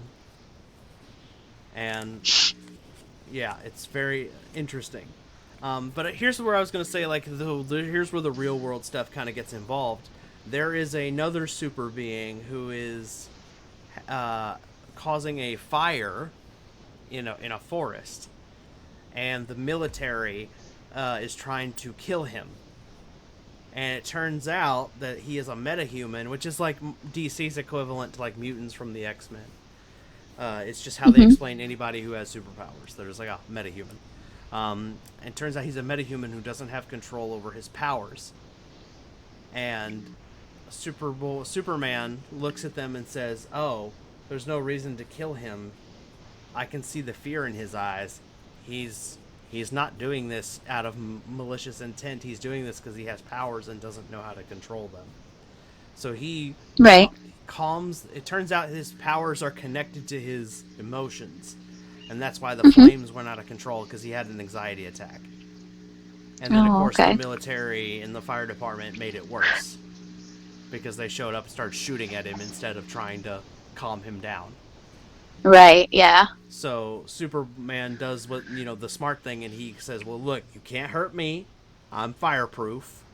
So just breathe. Just breathe with me, okay?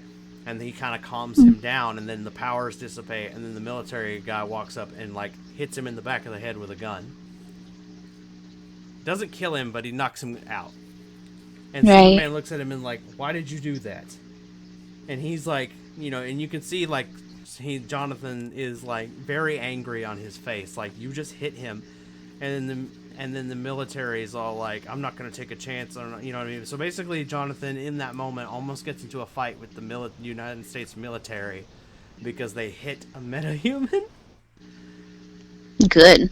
Yeah, and in the end, he decides to do what his dad would do, and he just kind of lets the military take him. And then he goes to meet Damian Wayne, Robin, who has a Hmm. different superhero identity. They don't really say it. He's in the middle of some like ninja contest or whatever. He's fighting ninjas for some reason. I think it has something to do with the League of Assassins. And Okay. yeah, and Damian actually is the one who talks him into being more active as a superhero. And he says like, "Look, you're wondering why your dad never got involved, and you're asking me, and the truth is you are part human. This is just as much your world as it is anyone else's, and you have the powers of Superman. You have the because that's the thing. Jonathan's not quite as powerful as Clark, but he's like, it's at this age now, he's hard, it's hard to tell the difference. Hmm.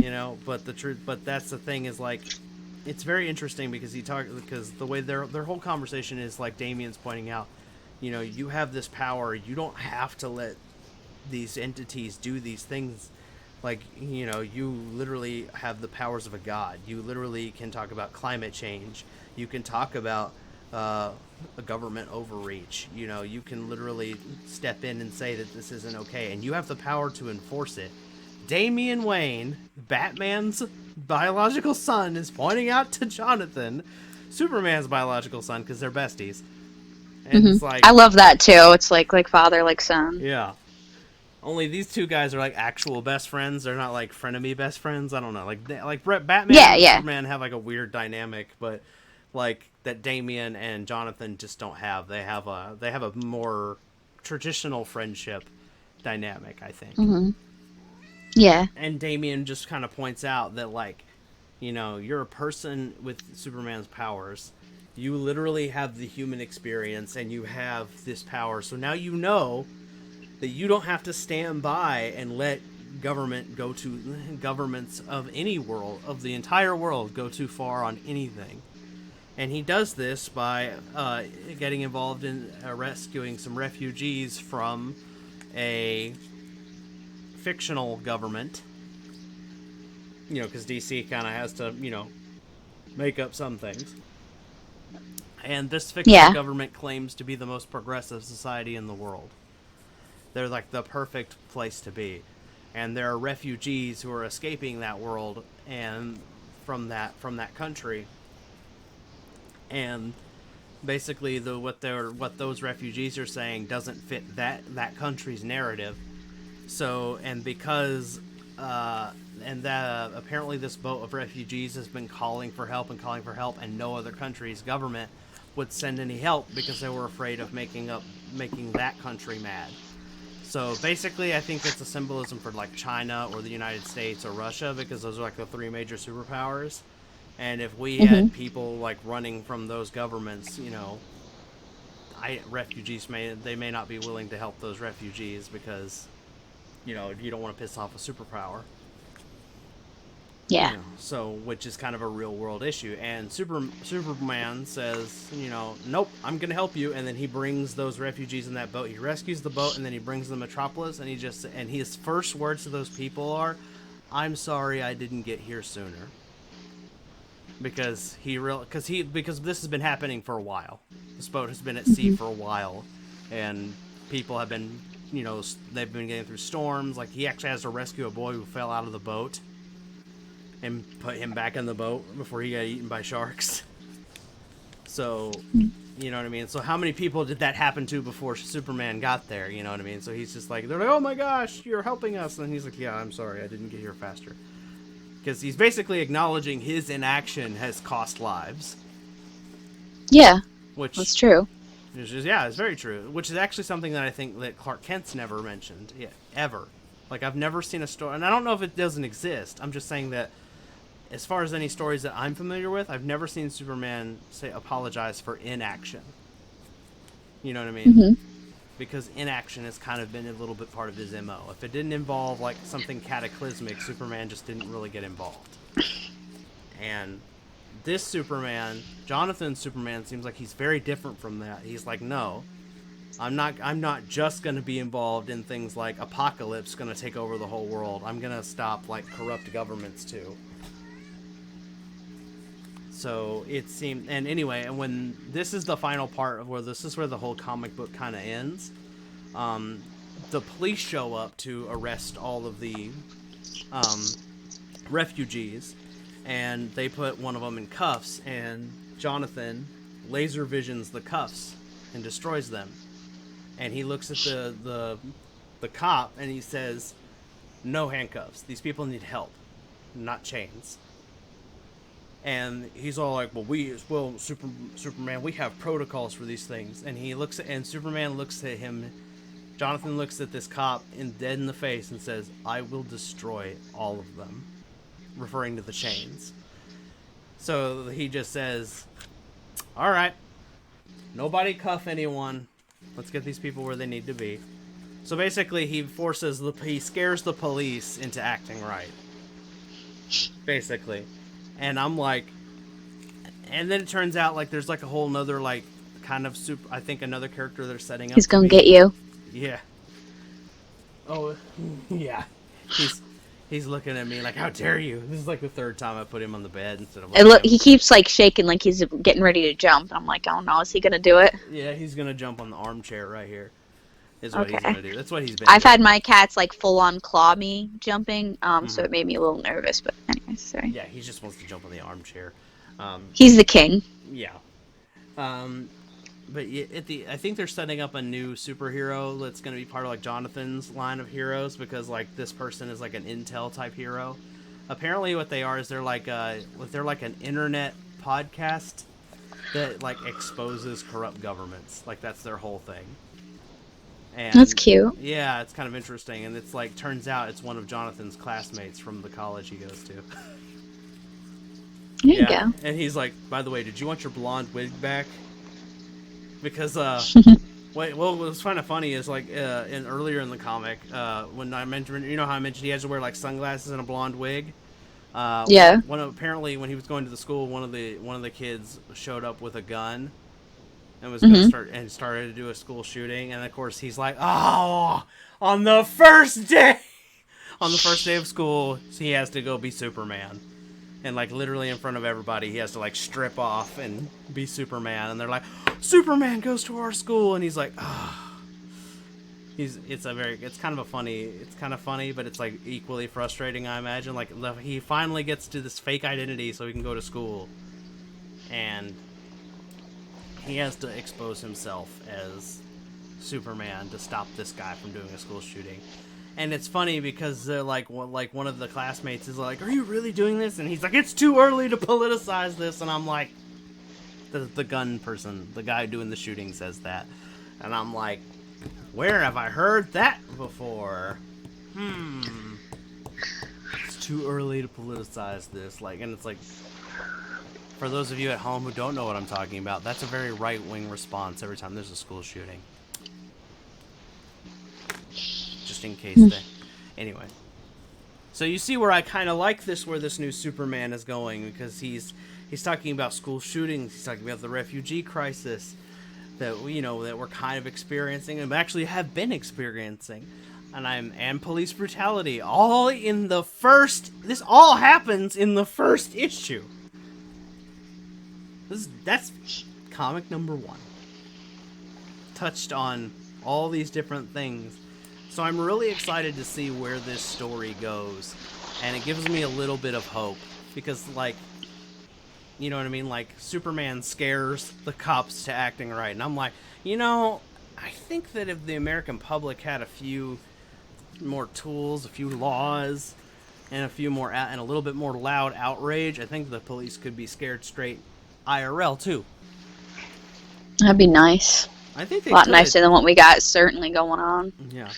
I honestly do think they could be scared straight, if you will, so to speak. You know what I mean? Like, it's just that things are gonna have to happen, and it's not gonna be good things. You know what I mean? Like, there's just gonna be, like, for example, we have to take away their police union. So it's say, "No, you're a government entity. You don't get a union. I'm sorry. That's for private businesses. So private businesses don't screw over. You're a public servant. You don't get a union. I'm sorry. You shouldn't have one." I said what I said. People who work for a private business should get a union, not the police. That's gonna have to be like the first thing. We also have to have like citizen oversight. You know what I mean? Like somebody who isn't.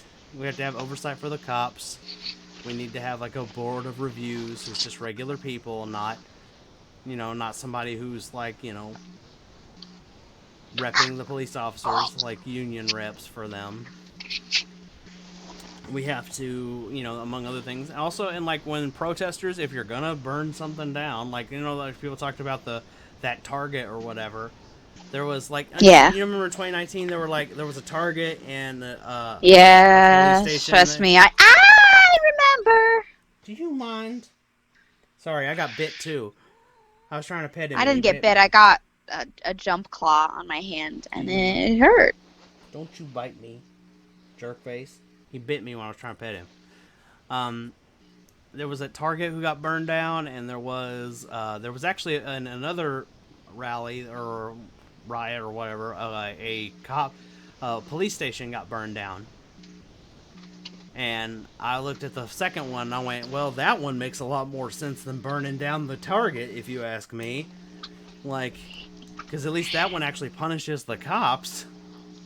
Yeah, I mean, I don't want to speak on anything of that because I don't really care about what happens to a Target, and but I would agree if I have to choose which one's getting burned down, I'll say it's the guys.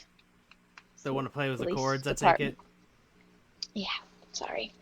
Dog. I don't have a good system over here. I have an iPhone, an iPhone 6, and I try to keep it up on the stand so that it's viewable. But hey, y'all gonna come in less. Either come up here and be cute or leave. Quit being trouble. Yeah. No, be cute. You heard her. Quit Come here, Hitler. In trouble. Hitler. You're being the most troublesome today. Gee, I wonder why. His name kind of... Little Hitler. Oh, I hope nobody takes that joke out of thing. But I'm also not encouraging violence. I'm just saying, by the way, because that police station... I am. Uh-huh. I'm kidding. That police station, by the way, the one that got burned down in that protest, nobody was in that building when it burned down. That's what I'm talking about. Yeah. I'm Yeah. not for burning people alive, Yeah. but Violence destroying is- property, especially if it's a Confederate statue, definitely. I'm just saying, Baby like... boy. Yeah, I'm not necessarily against property damage, especially for places like that. Like, I'm sorry, oh no, you might have to pitch a tent, officers? Oh no. Oh, Yeah. What happened to all that surplus military gear got destroyed in the fire? Oh no. Yeah. You're gonna find it really hard for me to give a shit. Right? Yeah, I don't want, like, look, yeah, I'm totally saying violence is the totally last resort. You know what I mean? And I really would hope that it wouldn't get to that point. I would really like to avoid that. I'm just saying, if we're gonna burn and break stuff, it needs to make sense. If you're gonna go that far, make it logical. Snowball. Snowball. Hi. Hey, handsome. My little man. Anyway, Look at you, squishy face. Sorry. He's Yeah, cute. I'm going to pay attention to him. he's Squishy, adorable. squishy. He's adorable. In fact, Cece is jealous now. He's looking away. He's like, no, I don't want to look at it. I'm jealous. Hmm. You're He's so jealous. cute. He's jealous. Meow. Handsome boy, it's okay. I printed out a picture of you today. You should be so honored. Yeah, come here. Come look. You're going on the wall permanently. You're gonna go on the wall. You got a spot on the wall. It's a big print too. It's not even a little one. Oh, you hear that? It's a big print. Rotten boy. Yeah. And you're gonna be viewable on camera. He is best boy. He knows it. He's just rotten. Aren't you? Just rotten.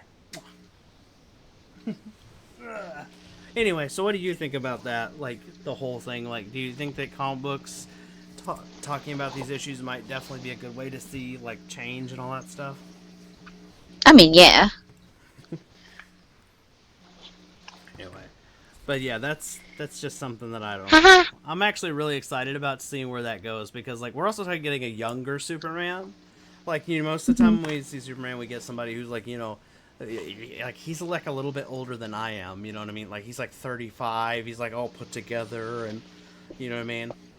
Now Yeah. we're getting a young Superman. He's, you know what I mean. He's definitely very representative, I think, of Gen Z, and I kind of like it.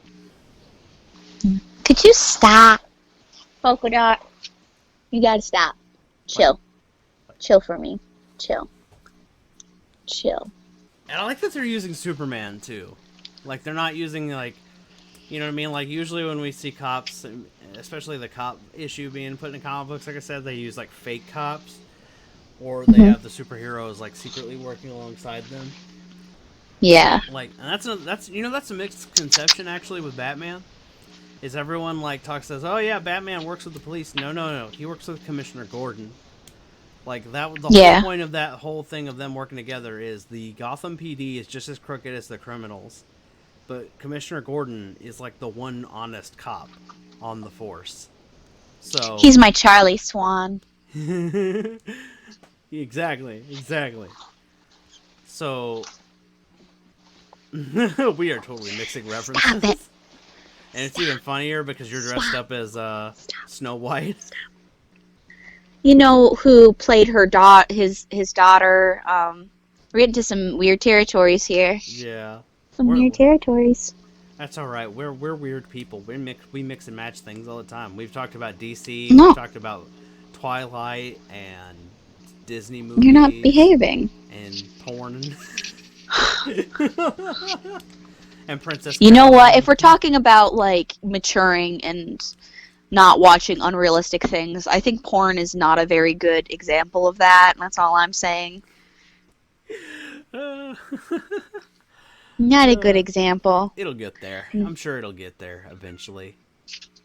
Yeah, you know what I mean? Like, think about it. We're kind of in a change with media like that. You know what I mean? Like, everything's becoming more... Like, even when it's going supernatural or you know what I mean, having fantastical things happening, like look at the comic books. They're talking about the issues. And they're talking about the issues now, I think, ahead of other media. And I think comic books have always kind of been like that, I'm starting to think.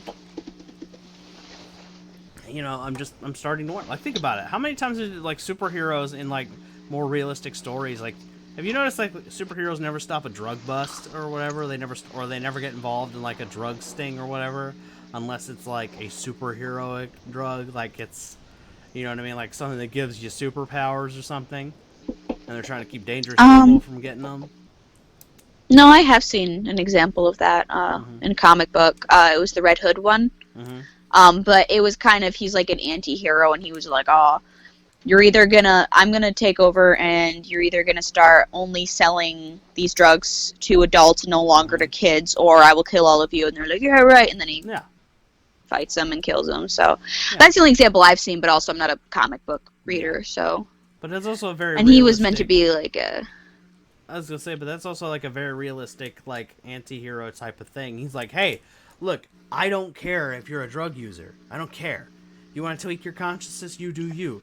You want to make money letting other adults tweak their consciousness? Fine. But you're not going to sell it to kids. You know? Yeah.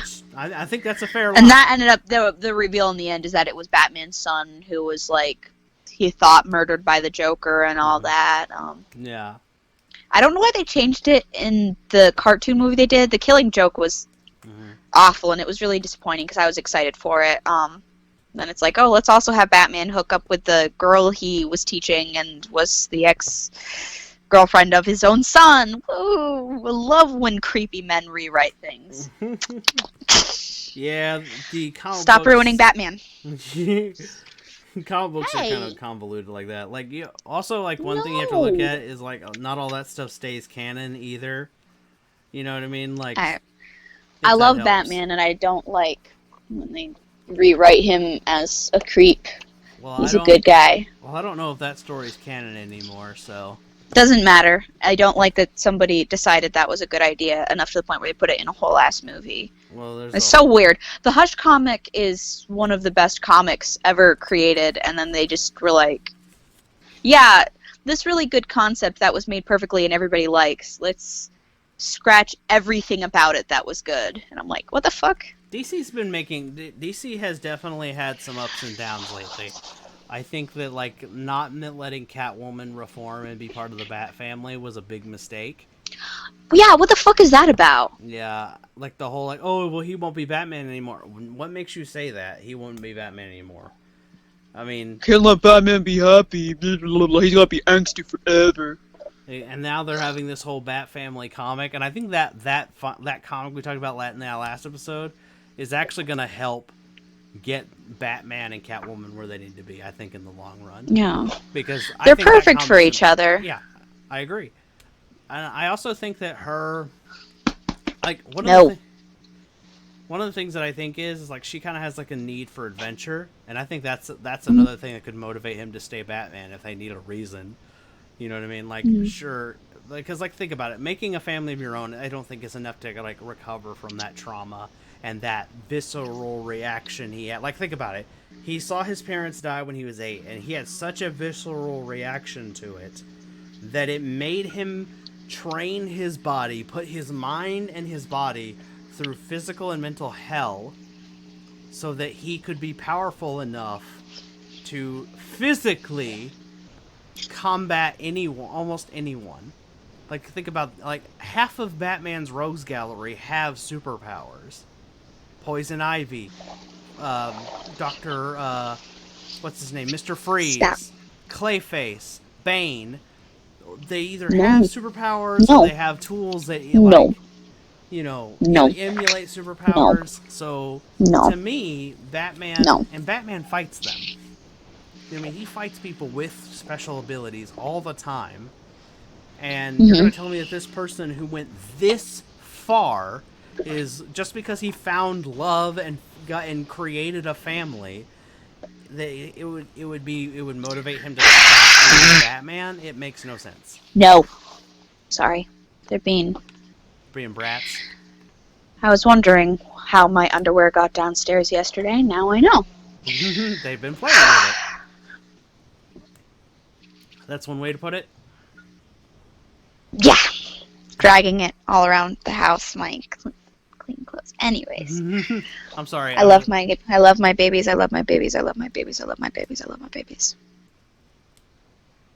They also have been eating my cords, so most of my cords don't work anymore, and I'm running out of ways to try to teach them no, so they don't listen, and then they just do it again. Have you tried Have you tried a squirt bottle? Yes. Water gun? Yes. Do they? Yes. It's not doing anything. It does it temporarily, but then they go and do it again. Oh, you have to keep doing it. I do. We literally Repetition. keep water bottles on the counter. Oh. And it's that thing where if they see you pick it up, they'll start to stop, but they'll still, like, as soon as you turn around, go and do it again anyways. Brat children. Yeah. Cece runs if I just flip. Like, Cece just ran out the door just for me picking this up to show it to you. Because he thinks I'm going to shoot him with this. And this is a Nerf gun, by the way. This will not hurt him. But for some reason, he has an irrational fear of it, and he, like... Well, he's in Texas, so I don't blame him. He thinks it's the real thing. Listen, there's so much. Hey, Don't Snowball. get me started on Texas. Texas pisses me off every chance it gets, I swear. This place is a hellhole. I can't wait to get out of here. Don't get me wrong, Texas has some wonderful things about it. But right now, its political sphere is a fucking nightmare. oh my God, can I just wear a dress once? Can I wear a dress once? Please. Let your mother be cute and unhindered, okay? No! Leave my underwear alone. God damn it. I'm leaving this in, by the way. This is hilarious. Welcome to the life of having pets. Oh, my goodness. I'm ready for all the things motherhood holds, including this. Oh, I just want to be a princess. No! And he's back in the basket. He's back in the basket. And this is your clean laundry? No, he's getting in the dirty laundry now. So he combats it with 2 pairs of my underwear. Wow! Look at you. Look at you. Let go. Let go. Let go. No. No, sir. Quit being a brat. And now I missed. Oh, goodness, children. Better than what they did in my clean laundry. Pooped in it. Ah, brats. They're just earning the title of brat right now. Especially the one behind you who keeps playing with stuff in the window. Yeah, they're tearing at my dress, and I just want to sit. Ow! Was there any topics you want to add to the tail end of this? Or shall we wait for another episode? I haven't seen anything particularly cringy lately, but I've been avoiding it because of I don't like politics. I don't like Republican politics stuff. It makes me very angry. Yeah. Sometimes picking on them is fun. Let go. Let go. Sorry, I'm going to try to narrow this down. It's the same pair, too. I don't know why they want to Stop it. And now you have one playing with the curtains behind you. Yeah, I found one of my shoes downstairs this morning, too. It's just been... They're very active. Does anybody want a kitten? Yeah. As long as you're not gonna do any crazy stuff, and you're gonna be a good pet parent, you can have them. You can have them. I'm kidding. I love you. Please stop taking my underwear. In the New York area, she does have. They're free. They're free. Just take them. I'll trade them for cat food.